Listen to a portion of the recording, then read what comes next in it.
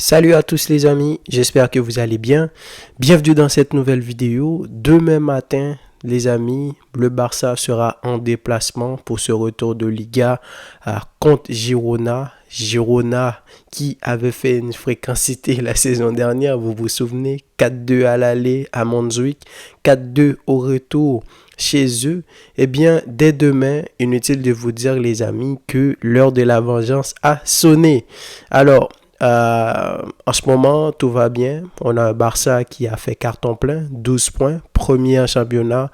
Derrière, c'est Villarreal, 11 points. Villarreal, d'ailleurs, que le Barça va devoir affronter à la prochaine journée. Je ne me rappelle pas si c'est samedi ou dimanche. Vu que le Barça va jouer jeudi en Ligue des Champions, je pense que ça va être dimanche. Donc, tu as Girona demain à l'extérieur, Monaco en milieu de semaine à l'extérieur et Villarreal à l'extérieur. Donc, 3 matchs qui vont être extrêmement compliqués. 3 matchs aussi où on va voir qu'est-ce que le Barça a dans le ventre jusque-là. Qu'est-ce que ça pourra donner. Donc, de base, Girona, c'est pas censé être une équipe qui devrait faire peur au Barça. Avant ce qu'ils ont fait la saison dernière, si vous regardez les stats, quasiment tous les matchs, le Barça, sur leurs 12 derniers matchs, le Barça en a gagné au moins 8. Il y avait tout le temps des matchs nuls chez eux, des 0-0. C'était une équipe parfois qui jouait bloc bas. Et comme vous le savez, le Barça a parfois du mal contre ces équipes-là, du mal à marquer. Mais je me souviens d'un match où tu avais Coutinho qui avait marqué un excellent but. Vous voyez le genre de but là que tu marques à la PlayStation. Le gars, tu vas avec sur le côté, quasiment sur le coin de corner. Ensuite, tu fais demi-tour, tu mets la balle au deuxième poteau et le gardien ne pourra pas la prendre. Les gars de PlayStation, vous savez très bien de quoi je parle. Ce match-là, c'était un 5-0, je crois, si je ne me trompe pas. Donc, de base, sauf Girona n'était pas une équipe que le Barça devrait avoir peur, peu importe le Barça qui avait. Sauf que la saison dernière, tu avais une équipe faible, tu avais une équipe lente, tu avais une équipe qui n'avait pas d'identité. Moi, j'ai regardé les deux matchs. Contrairement à ce que j'ai pu entendre, Girona n'a pas donné une leçon de football au Barça. Oui, ce qu'ils ont fait, c'était un exploit. Ils ont gagné, ils en ont profité d'un Barça qui était pas très bon. Même si les Dovbyk, ils ont fait une excellente saison. Savio, Yann Couto, Alex Garcia, etc. Sigankov, tous ces gars-là, ils ont été excellents. Mais si vous allez regarder le match à fois, les deux matchs, je vous dis, vous allez voir que c'est un Barça qui a manqué de maîtrise, c'est un Barça qui a surtout manqué d'efficacité. T'enlèves Lewandowski, tu mets Dovbyk en attaque pour le Barça aurait gagné ce match-là très clairement. Premier match à l'aller, c'était le match qui s'est joué à domicile. Le Barça a complètement dominé Girona. Moi, je suis allé regarder les statistiques. Je vais vous le donner. Alors, tir au but, 16 buts pour le Barça, 9 pour Girona. Tir cadré, 7-7. 61 possessions de balles, 30 pour le Barça contre 39 pour Girona. 586 passes pour le Barça, 383 pour Girona. Plus de 88% de passes réussies pour le Barça et 83 pour Girona. 8 fautes pour le Barça, 11 fautes pour Girona, carton jaune, coup franc, etc. Donc, c'était pas une si grande écart que ça, mais si vous regardez ça, ça dit que dans les statistiques, le Barça a été meilleur, sauf que le Barça a raté énormément de buts. C'était un moment où on savait pas trop si Rafinha devrait être titulaire ou si c'était Lamine Yamal, vu qu'il venait juste de commencer. Donc, tu avais un Barça avec un Gundogan, un Cancelo, un Araujo, surtout défensivement, là où ça a été le plus problématique aussi. Dans les temps faibles, le Barça n'arrivait pas à marquer, alors que eux, dans leur temps fort, ils ont marqué. L'autre match, tu avais 31 tirs pour le Barça et 15 pour la Girona. 11 tirs cadrés pour le Barça contre 7 pour Girona. 54% de possession pour le Barça, 46 pour Girona. 525 passes pour le Barça et 466 pour Girona. Encore 88% de passes réussies. Donc ça te montre à quel point que c'est parce que le Barça a manqué d'efficacité, c'est parce que le Barça manquait de concentration. Je me souviens du but de Gutiérrez là, dans un des matchs là. C'est pas des buts que tu es censé encaisser en tant qu'équipe qui veut gagner la Liga.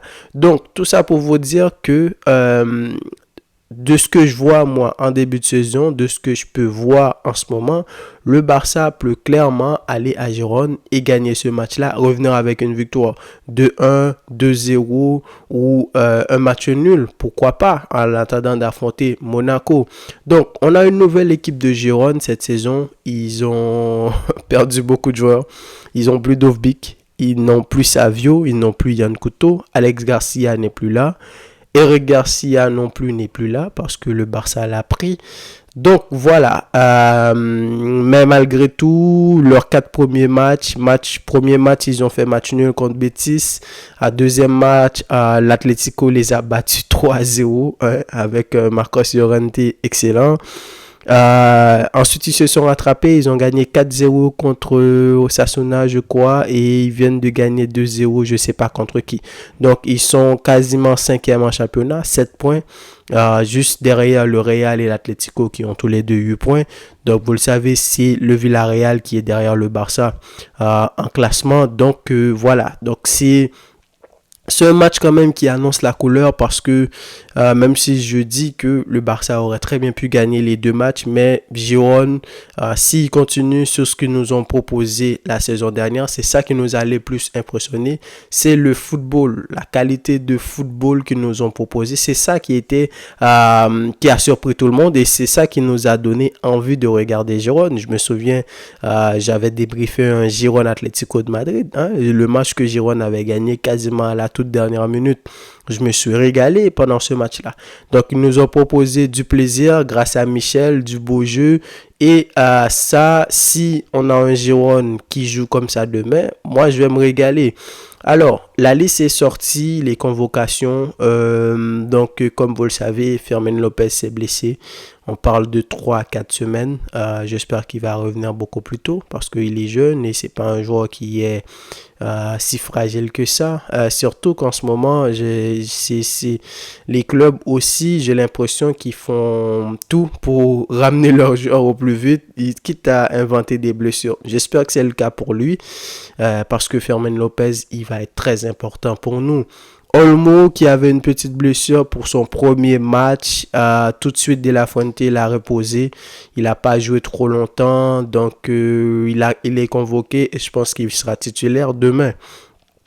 Alors, sinon, tous les autres gars sont là. Casado, évidemment, Bernal est blessé, comme vous le savez. Donc, Rafinha, que j'ai vu des séquences de lui pendant la trêve internationale, lui qui n'a pas été convoqué par Dorival, le sélectionneur brésilien, donc ce qui est une bonne chose pour nous. C'est l'un des meilleurs joueurs cette saison et surtout c'est le meilleur joueur de la Liga. Les prix sont sortis cette semaine, on a quasiment tout eu de notre côté, meilleur coach, meilleur joueur, meilleur jeune joueur, meilleure équipe de la Liga pour ce mois de septembre ou le mois d'août, je sais pas comment, oui c'est le mois d'août, donc ça a été le Barça.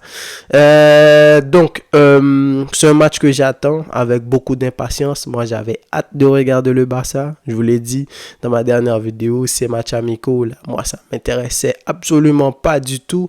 Donc ce qui sera intéressant à voir demain, c'est le 11 de départ. Je sais pas, c'est une période quand même qui est un peu compliqué parce que tu reviens d'une trêve internationale. Quasiment tous les joueurs ont joué avec leur sélection. Lamine Yamal, Pedri n'a pas beaucoup joué. Donc Ferran Torres a joué, etc. Koundé. Donc voilà. Est-ce que on pourra se permettre de faire des rotations devant Gérone? Et si on va faire des rotations, c'est qui que tu vas mettre sur le banc? Tu peux pas te permettre de ne pas avoir Lamine dans ce match-là. Tu joues contre Monaco, mais c'est pas à domicile, c'est à l'extérieur et c'est ton premier match en Ligue des Champions. Et ensuite, après, tu vas affronter le Villarreal. Donc, j'ai hâte de voir comment Flick va faire. Est-ce qu'il va faire jouer Eric Garcia demain? Parce que en conférence de presse, il a dit que Il n'a pas encore l'équipe type demain. Est-ce que c'est le moment aussi de lancer quelqu'un comme Hector Foyt? Pas Hector Foyt, j'allais dire Pau Victor en attaque. Lui qui, après la trêve, après la pré-saison, il n'a pas eu beaucoup de temps de jeu. Hein. Comme vous le savez, dans la hiérarchie, c'est Ferran Torres qui va jouer.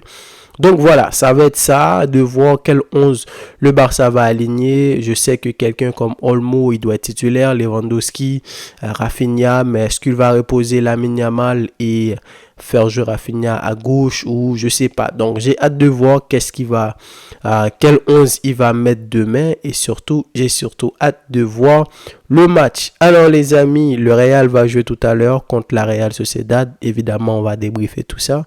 Hein? Real Madrid, Real Sociedad, match à l'extérieur. Et d'après ce que j'ai vu là, le 11 du Real, Ancelotti, lui, il a fait de la rotation en attendant d'affronter Stuttgart en Ligue des Champions cette semaine. Je crois avoir vu Modric titulaire, Brahim Diaz, Arda Güler, etc. Donc, est-ce que Flick va faire beaucoup de changements, surtout qu'on a beaucoup de blessés, nous, de notre côté aussi. Donc, voilà. Dites-moi qu'est-ce que vous en pensez, les amis, en ce moment. Est-ce que vous avez hâte de regarder le match de demain? Et quant à moi, je vous dis à la prochaine pour une nouvelle vidéo. Salut!